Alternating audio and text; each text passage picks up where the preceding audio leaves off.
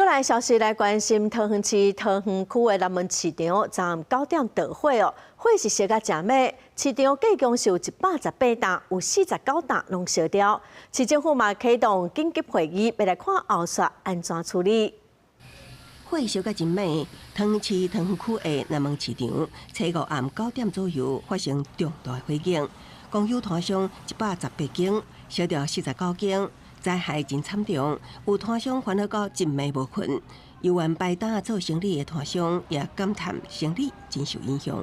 都被烧掉了，而且很多器具啊什么的没有，自己的生产工具全部都没了，都烧光了。那上面的屋顶啊什么都被烧到空掉，很严重了。整都没睡啊，因为就是很担心啊。也是有时候影响啊，人比较少出来啊。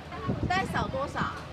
哦，做不到1/3啊。我是很喜欢逛南门啊，真的有点可惜哦吼。 针对南门市场火灾，初步调查结果，亲像是冰箱后壁的电线烧到造成的，详细原因也有待后手来厘清。市长刘先正透早也到火灾现场关心，警方局甲区公所也随召开紧急会议，盘点受灾摊商，整合各局处主管，研议中介甲中建方案。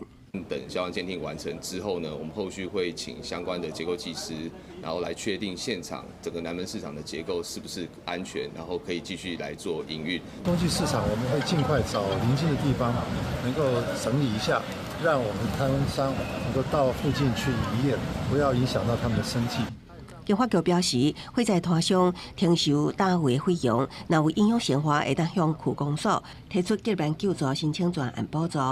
目前选定几个临时安置地点，当在评估中。另外，也会针对桃园辖内其他公有市场甲列管的私人市场，做全面消防安全检查，避免类似代志搁发生。